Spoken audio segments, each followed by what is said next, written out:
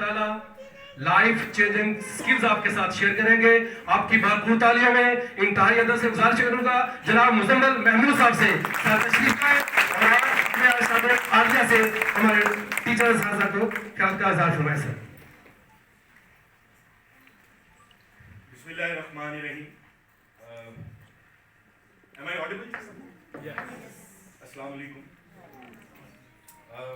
बहुत शुक्रिया सर। सबसे पहले chairman Punjab education foundation Shoaib Rahman साहब का मैं शुक्रिया अदा करता हूँ कि उन्होंने इस member board of directors PAF या मैं चीफ कोऑर्डिनेटर हूँ PMLN टीचर्स विंग का, मगर दोस्तों मैं बताना चाहूँगा कि मैंने अपने ज़िंदगी के सफ़र का आगाज़ एक टीचर के तौर पे, मैं एक उस्ताद, अभी जब पैफ के टीचर्स के मसाइल पे बात हो रही थी, बाज़-औक़ात ये होता है कि अरबाब इख्तियार को जो लोग ग्राउंड लेवल पे काम कर रहे होते हैं उनके मसाइल का इदराक नहीं, लेकिन आप यकीन कीजिए कि मेरा सफ़र बिल्कुल वही है जो पैफ के असातिज़ा का सफ़र है। मैंने 1999 में अपनी टीचिंग का जब आगाज़ किया, पहली जॉब के लिए गया। पहले तो जॉब नहीं मिल रही थी, वो कहते थी एक्सपीरियंस चाहिए, एक्सपीरियंस टीचर चाहिए। मैंने अपनी ग्रेजुएशन कंप्लीट की थी, मास्टर्स को परस्यू कर रहा था, और जैसा बहुत सारे मतवस्त तबके के असातिज़ा के साथ ही मसला है और नौजवानों का मसला है कि घर के अखराजात को चलाने के लिए जॉब करना पड़ता। तो मैं जब अप्लाई करने गया, एक जगह पे किया, उन्होंने कहा एक्सपीरियंस कोई नहीं। दूसरी जगह पे गया, चेयरमैन साहब उन्होंने कहा एक्सपीरियंस कोई नहीं। मैंने कहा जी मौका नहीं देंगे तो कब मिलेगा एक्सपीरियंस, मौका तो दें। उन्होंने कहा ठीक है जी मौका दे देते हैं, सैलरी क्या चाहिए आपको। मुझे पता था कि यार जॉब नहीं मिल रही तो सैलरी मांगूंगा तो फिर तो बिल्कुल ही नहीं मिलेगी। मैंने कहा जी सैलरी आपकी मर्जी की, मुझे जॉब चाहिए। तो यकीन कीजिए कि पहली जॉब जो की मैंने वो सर 500 रुपये महीना, 500 रुपीज पर मंथ, और graduate government college university Lahore का, जिसका पूरे साउथ एशिया में नाम है, वहाँ के ग्रेजुएट होना तो ख्वाब तो उस वक्त ये थे कि शायद जब ग्रेजुएशन करेंगे तो घर के बाहर नौकरियों की किताब लगी, लेकिन रियलिटी चेक उस वक्त मिला जब प्रैक्टिकल लाइफ में गए। तो उस 500 की नौकरी को इनकार नहीं किया। अल्लाह ने कुछ सालों बाद परसिस्ट किया, परसिवियर किया, वो जॉब 1500 पे चली गई। और फिर एक वक्त ऐसा भी आया, एक इंटरनेशनल ऑर्गेनाइजेशन है पाकिस्तान में, मैं OA लेवल का टीचर बन गया। जब मैंने O लेवल को पढ़ाना शुरू किया तो पता चला कि टीचर्स ट्रेनिंग भी एक चीज है। मौका मिला, बहुत महंगी ट्रेनिंग, तो मैंने उसको इंस्टॉलमेंट्स पे उसकी पेमेंट की अपनी सैलरी में से, लेकिन ट्रेनिंग जरूर हासिल की। 2005 में पहली ट्रेनिंग, और फिर ये सिलसिला रुका नहीं, और आज तक जब कभी कोई ट्रेनिंग होती है, कैम्ब्रिज की ट्रेनिंग आती है, मैं चला जाता हूं तो वो जो ट्रेनर्स हैं वो कहते हैं कि सर आपने तो ये ट्रेनिंग 3 दफा कर ली है। मैं कहता हूं कि मैं रिफ्रेशर के लिए आता हूं ताकि मुझे कुछ भूल ना जाए। तो दोस्तों फिर वो वक्त भी आया जब एक दिन का एक सेशन मैंने 2 घंटे का ऑनलाइन अपने कंप्यूटर पे बैठ के किया, और उसका मुझे 50 लाख रुपया मिला। वो 500 वाला सफर। तो आपसे ये इसलिए शेयर कर रहा हूं कि अगर आज 10,000 जॉब मिल रही है तो उससे घबराना नहीं, परेशान नहीं होना कि 10,000 तो ये कभी बढ़ेगा नहीं। अपने स्किल डेवलपमेंट करें, अपनी प्रोफेशनल डेवलपमेंट करें, तरक्की का ये सफर जारी रहेगा। और हाँ, खालिद महमूद साहब ने फरमाया और मैं चेयरमैन साहब की मौजूदगी का फ़ायदा उठाते हुए, टैफ के असातिज़ा के यकीनी तौर पे सर मसाइल हैं, लेकिन यहाँ पे मैं सर आपका शुक्रिया अदा करना चाहता हूँ।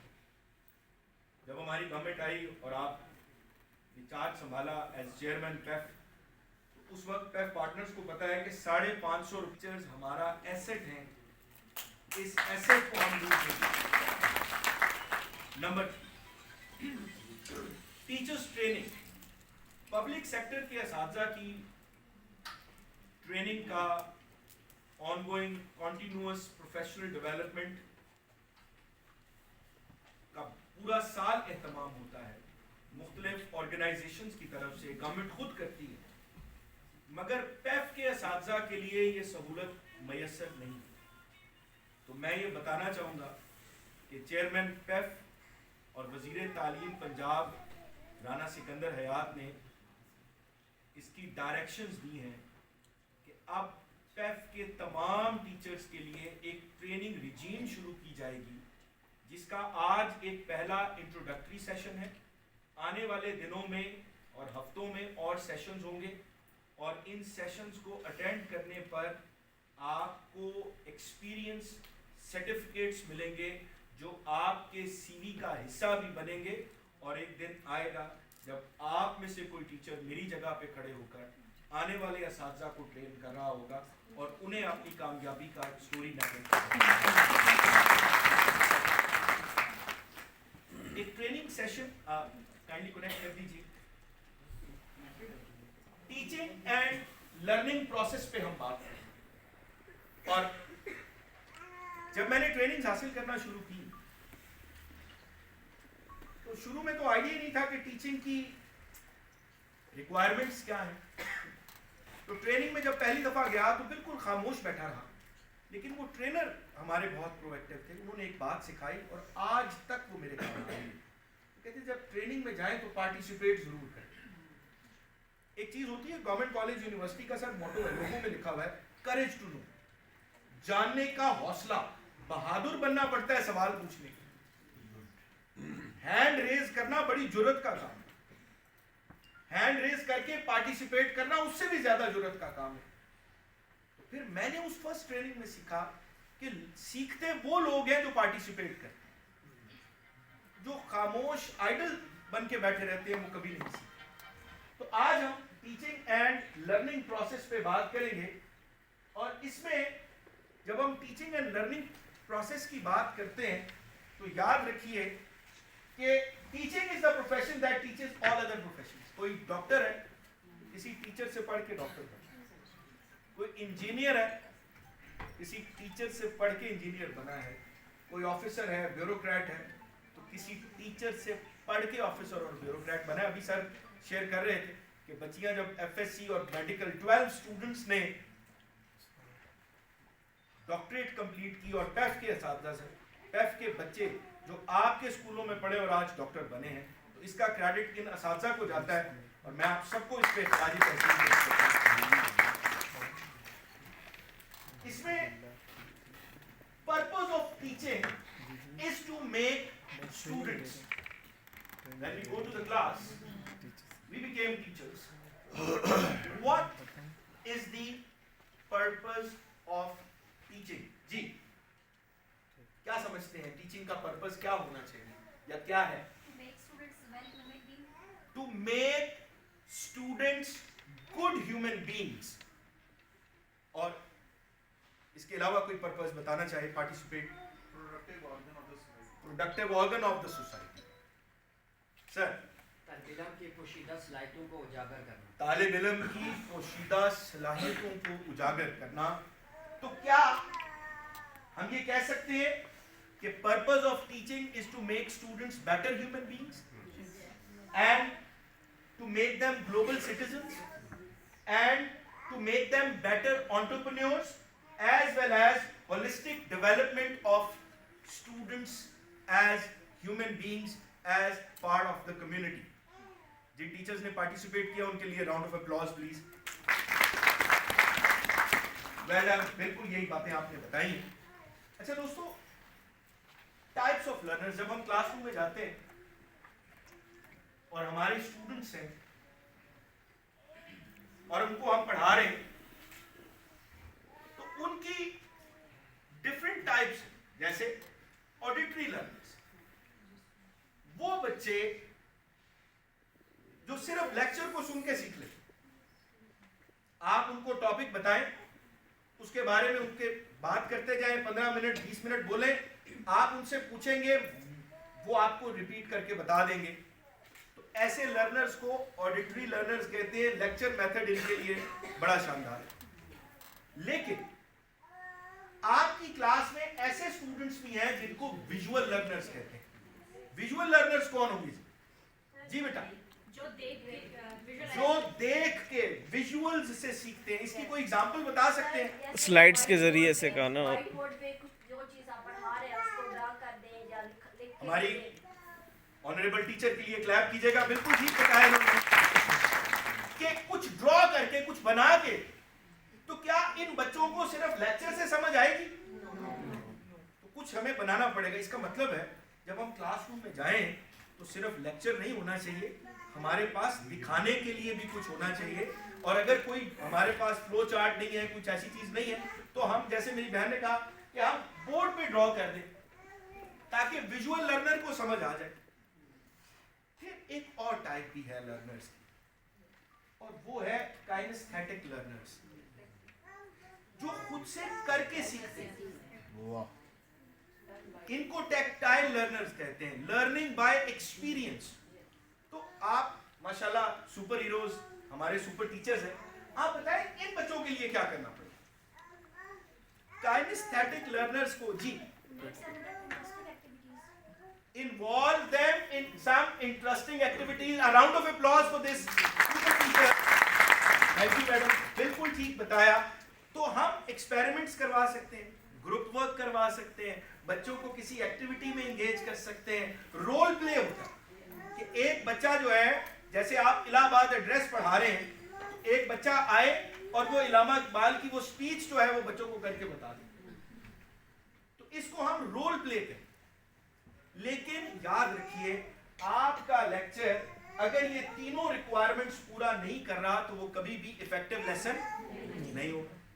तो आज के बाद हम सिर्फ लेक्चर बेस्ड पढ़ाएंगे या तीनों टाइप्स ऑफ लर्नर्स को कैटर करेंगे? तीनों टाइप। वेल डन, शाबाश। आगे चलते हैं। Types of assessment. आपका क्वालिटी एश्योरेंस टेस्ट तो होता है, आप सबको पता है, उसके लिए बड़ी तैयारी भी करवाते हैं और पैफ के टीचर्स बड़ा अच्छा परफॉर्म करते हैं। I am sure about that. लेकिन याद रखिए, there are two main types of assessment. एक फॉर्मेटिव है और एक समेटिव असेसमेंट है। इस साइड से, इस वाली राइट साइड से कोई बताएगा कि फॉर्मेटिव असेसमेंट क्या हो? जी सर, जो क्लास में हमें लेक्चर एट अ टाइम दिया, उसी टाइम पे क्लास से हम पूछ लेते, वो बच्चे जो फौरन से जवाब देते थे, उससे फॉर्मेटिव कहते हैं। Round of applause for this great teacher. बिल्कुल ठीक बताया है कि ड्यूरिंग द क्लास आपने बच्चों को पढ़ाया एक टॉपिक और आप साथ साथ इनफॉर्मल वे में रीकैप ले रहे हैं कि आपका लेसन कितना इफेक्टिव है। जैसे फॉर इंस्टेंस मैंने अभी टाइप्स ऑफ लर्नर्स बताई थी। How many types were there जी? 3 टाइप्स। कौन कौन सी? Auditory, visual. ये जो मैं कर रहा हूं इसको फॉर्मेटिव असेसमेंट कहते हैं। उसी वक्त मैंने देख लिया कि आप लोगों ने, एंड वेल डन। तो ये फॉर्मेटिव असेसमेंट जो साथ साथ हम करें, इसके कोई मार्क्स नहीं होते, आमतौर पे ग्रेड नहीं किया जाता, मगर इससे आपको पता चल जाता है कि लेसन कितना इफेक्टिव है। समेटिव असेसमेंट, इस साइड से कोई बताएगा जी? समराइज करना, खुलासा करना। और कोई बताएगा इस साइड से? जो असाइनमेंट मिलती है, जो हम सबमिट करवाते हैं टीचर को, उसको submit. Assignment submission is summative assessment. कोई और बताए जी? At the end of lesson या at the end of course जब हम कोई असेसमेंट लेते हैं वो समेटिव असेसमेंट। अच्छा दोस्तों, बड़े तवज्जो से, and thank you madam once again.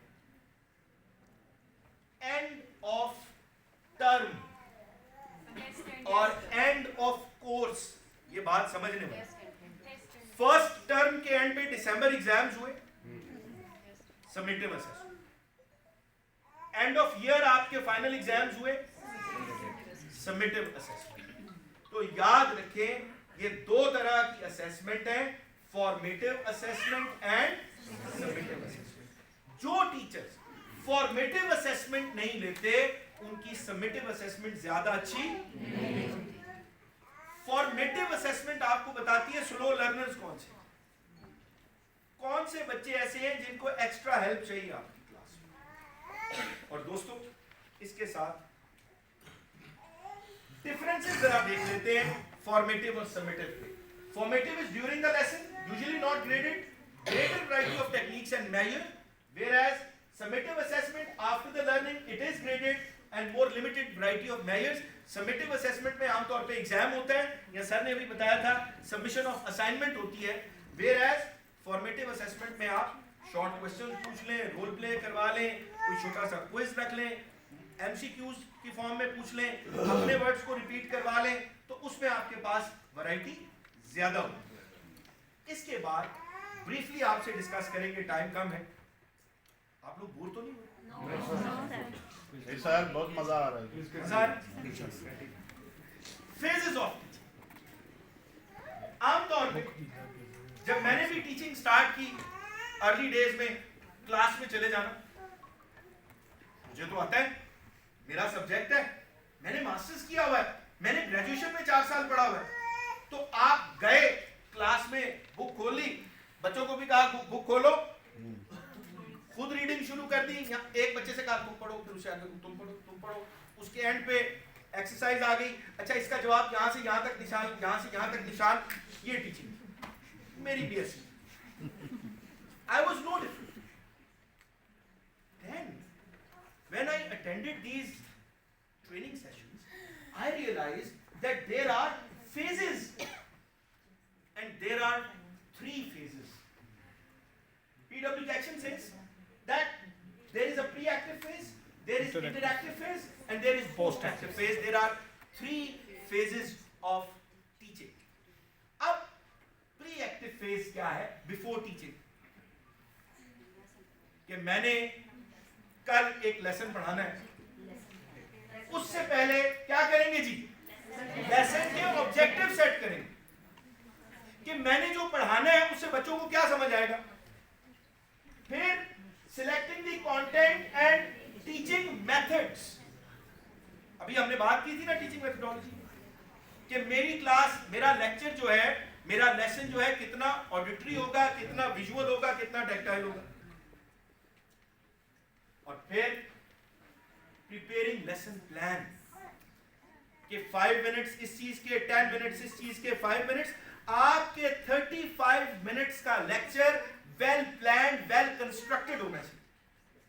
2 तरह के टीचर्स होते हैं क्लास में, हमारे साथ 2 चीजें हो सकती हैं। नंबर 1, आपने लेसन प्लान किया, आप लेसन के लिए गए, क्योंकि अच्छा प्लान नहीं था, लेसन टाइम ड्यूरेशन 35 मिनट्स है, 20 मिनट में आपका लेसन खत्म हो गया, 15 मिनट में समझ ही नहीं आ रही, आप कह रहे हैं बच्चों हेड डाउन कर लो, बच्चों चुप कर जाओ, बार बार घड़ी को देख रहे हैं, टाइम ही नहीं खत्म हो रहा।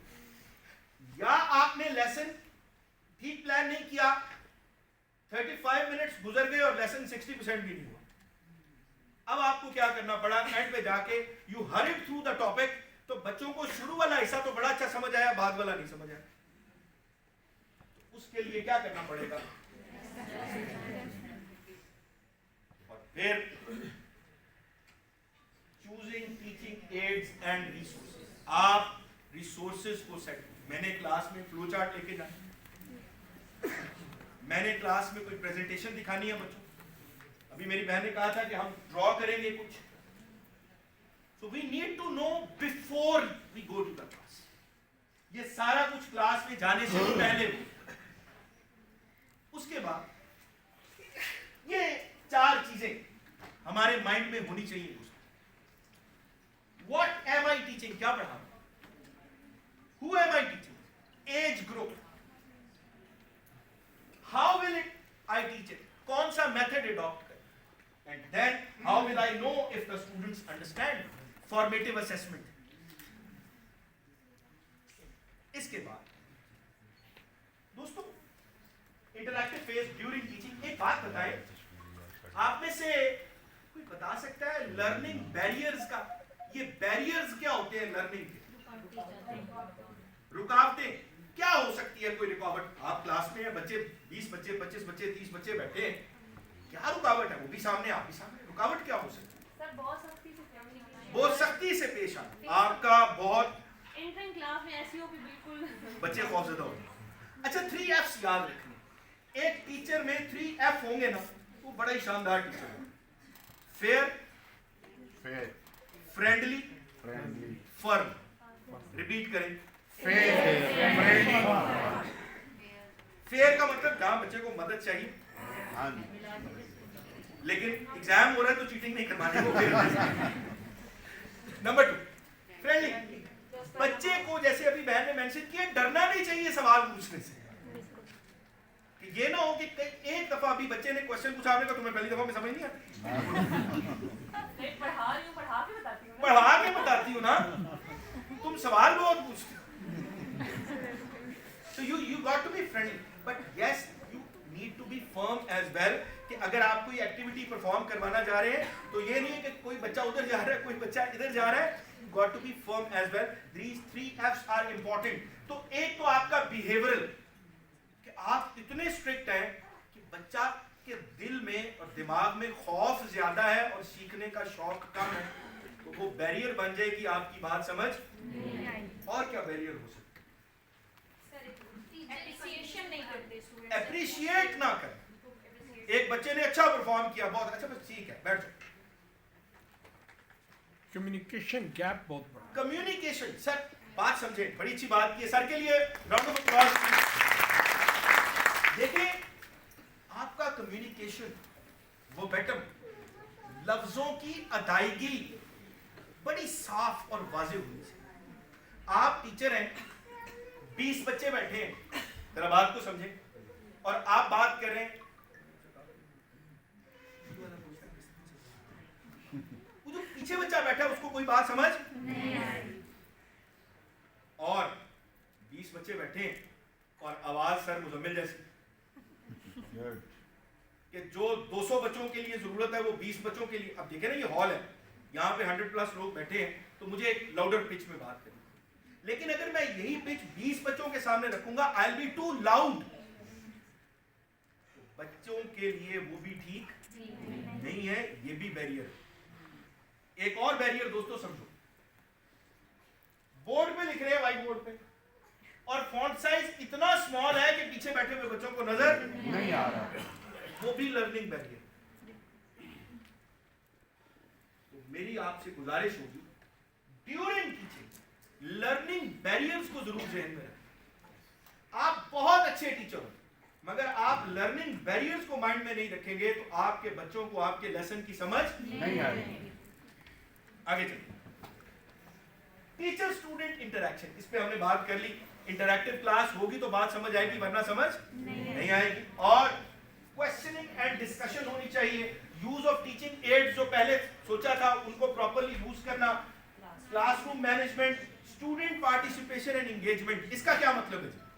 स्टूडेंट पार्टिसिपेशन एंड, जी बेटा,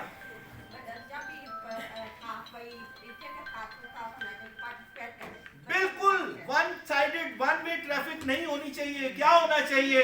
बच्चों से भी पार्टिसिपेट करवाना चाहिए। Round of applause for this great teachers. Sir आपका लेक्चर किस तरह करना चाहिए कि स्टूडेंट्स के अंदर जो है इंटरेस्ट डेवलप हो, ठीक है? जब इंटरेस्ट डेवलप होगा तो स्टूडेंट फिर पार्टिसिपेट भी करेंगे, आपकी बात को समझेंगे भी, और उनके अंदर कुछ जो स्टडी है उसका इंटरेस्ट भी पैदा। Absolutely perfect, round of applause for this great teacher. Thank you sir. तो ये तो है ड्यूरिंग टीचिंग। इसके बाद क्लास खत्म, लेक्चर खत्म, बात खत्म, बात खत्म हो गई कि आगे चलनी चाहिए बात? क्या करना चाहिए? थर्ड फेज आएगा, tell me and I forget, teach me and I remember, involve me and I. तो कौन सा काम करना चाहिए? इन्वॉल्व करना चाहिए। लर्निंग तब हो। और थर्ड फेज आ गई, और वो है पोस्ट एक्टिव। क्लास खत्म हो गई, आप क्लास से बाहर आ गए, स्टाफ रूम में आए, एक होता है बड़ा काम करते हैं, शुक्र है लेक्चर खत्म हुआ, 10 मिनट बाद अगला लेक्चर है, वो कोई चाय कॉफी किधर है कुछ तो दो। मैं तो बहुत बस इन बच्चों से तंग आ गया हूँ, आ गई मेरी तो बस हो, पता नहीं इनके माँ बाप इनको क्या खिलाते। एक ये है, एक ये सोच होती है यार ये मेरी बात क्यों नहीं सुनते, इनको समझ क्यों नहीं आ रही, 4 दफा पढ़ाया फिर वही बात, 4 दफा बताया क्लास के मैडम रिपीट व्हाट्स हैपनिंग। अब पोस्ट एक्टिविटीज आफ्टर टीचिंग, सबसे पहले checking the achievement of objectives. असल बात यह है रिफ्लेक्ट करना, सोचना कि यार मैंने ये लेसन तो पढ़ा दिया, फीडबैक एंड फीड फॉरवर्ड, कि अगर यही लेसन मैं दोबारा पढ़ाऊं तो कितना बेहतर कर सकता या कर सकता, क्यों मेरी बात बच्चों को समझ नहीं है, क्या चीज ऐड करूं ताकि बच्चों को समझ आए, मेरे एंड पे क्या कमी थी। मुझे किसी दोस्त ने कहा, हम बैठे होते हैं स्टाफ रूम में, अब तो 27th ईयर है टीचिंग का, आज भी पढ़ाता हूँ, कल अभी नेक्स्ट वीक में मेरा लेसन शुरू हो जाएंगे, क्लासेस शुरू हो जाएंगी, teach in 5 different schools at present, आज भी बच्चों को पढ़ाता हूँ, कोलीग्स बैठे हुए बात हो रही, तो एक ने कहा यार मुजम्मिल साहब अब ना बच्चे 15 साल वाले पहले वाले नहीं रहे, बच्चे बदल गए, 15 साल पहले वाले बच्चे कुछ और थे, आज वाले बच्चे कुछ और हैं, तो सब बड़े मसाइल। मैं मुस्कुरा दिया, मैंने उनसे एक सवाल किया, मैंने कहा यार एक बात तो बताएं, 15 साल पहले जब हम जिन बच्चों को पढ़ाते थे उनकी एज क्या थी उस वक्त जब हमारी क्लास में थे, 15-16 साल के, और मैं कहा आज जो बच्चे पढ़े उनकी एज क्या है, यही 15-16 साल ही। मैं कहा अच्छा 15 साल पहले आपकी एज क्या थी। चेंज कहां पे आया, बच्चे में चेंज आया या हम में आया, हम में आ गया। जनरेशन गैप किसकी तरफ से है, हमारी तरफ। चेंज किसने खुद को करना है,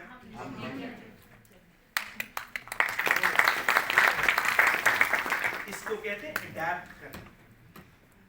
याद रखें जिसने खुद को अडैप्ट नहीं किया वक्त गुजरने के साथ साथ, तो वो जितना मर्जी बड़ा हो हुजम में, डायनासोर क्यों एक्सटिंक्ट हुए, क्योंकि उन्होंने बदलते हुए क्लाइमेट के अकॉर्डिंगली खुद को अडैप्ट नहीं। तो बात ये है, एक टीचर जब ये कहते हैं ना मुझे 20 साल पढ़ाते हुए होंगे, मुझे क्या जरूरत है सीखने की, मुझे कौन बताएगा कि मैं बेहतर हो सकता हूं। याद रखें जब तक आप में सीखने का जज्बा नहीं है आप कभी अच्छे उस्ताद नहीं। तो फीडबैक एंड फीड फॉरवर्ड, अपने लिए नोट्स लिखना कि यार मेरे लेसन में ये कमी थी अगली दफा बेहतर करूंगा, और फिर आइडेंटिफाइंग एरियाज ऑफ। अच्छा दोस्तों, विलियम आर्थर वो कहता है कि अ mediocre teacher tales, lecture method, story सुनाएगा, and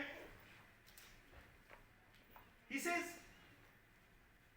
when you go to the class just don't tell a story. If you tell a story and your lecture is finished you are a mediocre teacher. क्या आप mediocre teacher बनना चाहेंगे? कोई बनना चाहेगा mediocre teacher? नहीं बनना चाहेगा। The good teacher explains. एक अच्छा टीचर क्या करता है, वो एग्जाम्पल्स के साथ बात को समझाता है, इलेबोरेट कर। द सुपीरियर टीचर डेमोन्स्ट्रेट्स, वो हम कह रहे थे ना, तो आप कौन से टीचर बनना चाहेंगे, सुपीरियर टीचर। लेकिन दोस्तों super superior involves, the truly great teacher involve inspires. आपका बच्चा, आप अगर एक अच्छे उस्ताद हैं तो यकीन करें आपके ऐसे बच्चे होंगे क्लास में जो आपको देख के कहेंगे कि मैंने टीचर बना। तो आप बच्चों को इंस्पायर कर सकते हैं। दोस्तों एक बात याद रखें, नबी करीम सल्लल्लाहु अलैहि वसल्लम ने फरमाया इन्नमा बुइस्तु मुअल्लिमन, बेशक मुझे उस्ताद बनाकर। कितनी बड़ी बात है। और अच्छा दोस्तों, एक बात, क्योंकि चेयरमैन साहब यहाँ पे मौजूद है, मैं इनका शुक्रगुजार भी, क्या आप समझते हैं कि ऐसे ट्रेनिंग सेशंस होने चाहिए? होने चाहिए। और ट्रेनर भी आप जैसे होने चाहिए।